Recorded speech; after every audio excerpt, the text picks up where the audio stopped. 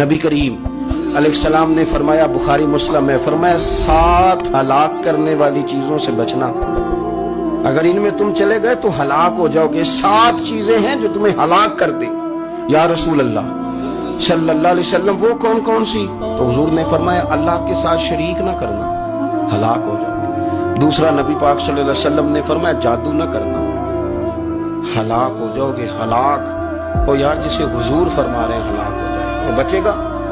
نبی پاک صلی اللہ علیہ وسلم نے تیسرے نمبر پر فرمایا، جس شخص کے قتل کرنے کو اللہ نے حرام قرار دیا ہے اسے قتل نہ کرنا، ہلاک ہو جاؤ۔ چوتھے نمبر پر رسول پاک علیہ السلام نے فرمایا، سود نہ کبھی بھی کھانا، ہلاک ہو جاؤ گے، ہلاک۔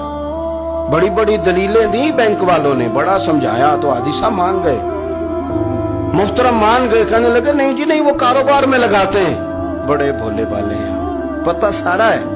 اور دیکھو سب کاموں کے باوجود مستقل بینکوں میں پیسے اس اکاؤنٹ میں رکھے ہوئے ہیں جہاں سے مستقل سود آتا ہے۔ حضور نے فرمایا، نہ کرنا یہ کام۔ تو کہتے میں سود پہ پیسے لے کے کاروبار چمکاؤں گا، تیرے نبی پاک نے تو فرمایا تو ہلاک ہو جائے گا۔ تو کہتا میں میل لگاؤں گا، حضور نے تو فرمایا ہلاکت ہے۔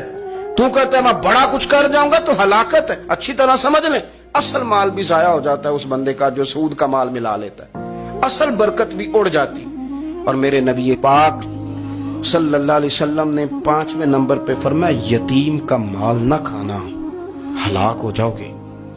اور پھر 6 نمبر پر نبی پاک علیہ السلام نے فرمایا، کفر سے جہاد ہو رہا ہو تو کبھی پیٹ پھیر کے بھاگنا نہ، ہلاک ہو جاؤ گے۔